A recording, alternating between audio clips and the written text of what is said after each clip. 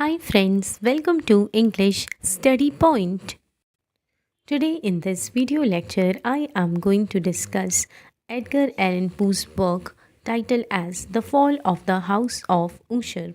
The Fall of the House of Usher was published in the year 1839 by Edgar Allan Poe, which was first published in Burton Gentleman's Magazine. It tells the tale of a man who visits his childhood friend whose name is Roderick Usher in his decaying ancestral mansion. So, this particular work follows an unnamed narrator. This man is an unnamed narrator who visits his childhood friend whose name is Roderick Usher at his decaying family mansion. Poe creates a dark and sinister atmosphere in this story. By this, I mean that this mansion or this house has an evil and diseased kind of atmosphere which is seen as decaying in some places, but the structure of house or mansion is seen as fairly solid. This particular story begins with an unnamed narrator receiving a letter from his friend whose name is Roderick Usher requesting his presence. Roderick here had sent unnamed narrator a letter earnestly requesting his company since he was feeling physically and emotionally ill. After visiting, he points out the gloomy atmosphere, decaying landscape, and dark, murky lake. The narrator describes the gloomy landscape surrounding the Usher estate, including a dark tan and decaying vegetation. This image sets the ominous events that will unfold in the later part of the story. The narrator finally arrives at the mansion and is greeted by Roderick Usher, who is considered to be his childhood friend. So, this is the time when narrator arrives at the gloomy mansion, which is in a state of decay. He is, after visiting this mansion, this unnamed narrator is totally unsettled by the look of the house and its surroundings. Roderick is described as pale, fragile, and mentally disturbed, which means when he sees when unnamed narrator sees Roderick Usher, he notices his friend's peculiar physical appearance and agitated behavior. This image shows Roderick's haunted and disturbed appearance. He confides in the unnamed narrator about his various illnesses and anxieties.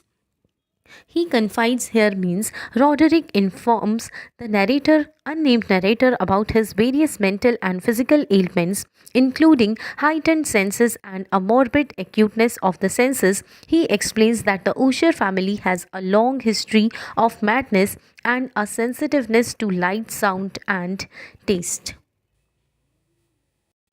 In the Usher family, only one member has survived from generation to generation. These lines again are symbolic, which explains that the Usher family has a long history of madness and a sensitiveness to light, sound, and taste.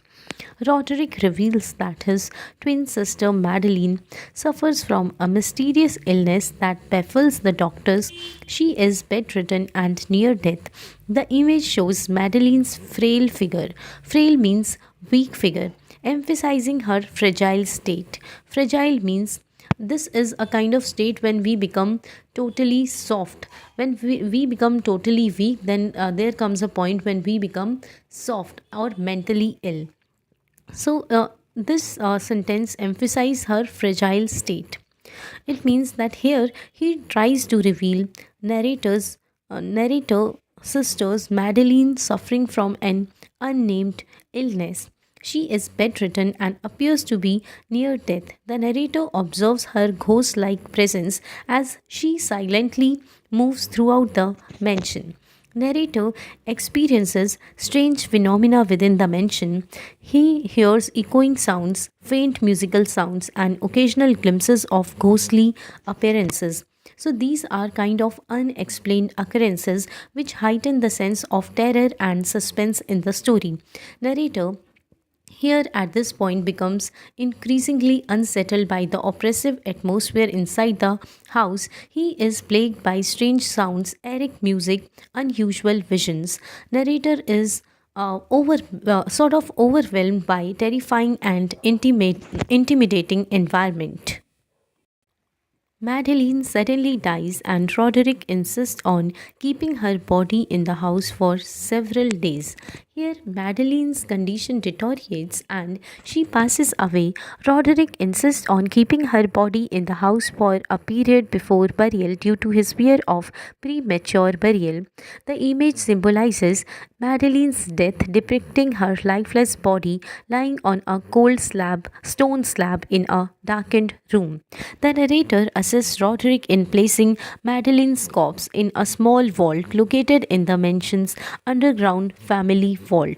So, vault appears like this, and this particular scene is depicted as macabre and dreadful event as the living brother places the dead sister in the tomb. In a state of deep anxiety, Roderick confesses to his friend that he and Madeline are the last remaining members of their cursed family. While confessing, he fears that their bloodline is tainted and that he hears her voice from beyond the grave. This state displays Roderick's paranoid state as he confesses his darkest secrets at this point of time. Madeline has somehow escaped from the tomb. She bursts into the room, blooded, and falls onto her brother who dies of fear. So, when Roderick is sharing his views in front of unnamed narrator, Madeline suddenly appears alive and wrapped in burial shrouds. She confronts her brother and accuses him of burying her alive. This image portrays the horrifying encounter between Roderick and Madeline. The narrator flees from the mansion and turns to see the decaying house split apart and collapse into the tarn. Tarn means small mountain lake, leaving nothing behind. This particular thing shows sinking of Usher mansion. This story in a way symbolizes ultimate destruction of the Usher lineage and the physical embodiment of their accumulated decay. It also shows crumbling and disintegrating Usher house as it sinks into the lifeless waters of the lake, which too symbolizes the fall of the Usher family. So, this work is a kind of chilling tale of a decaying mansion and a mentally unstable family and the horrifying events that unfold within its walls. Then with this video lecture ends here. Hope this video lecture will help you in your UGC NET English Literature exams. Thank you.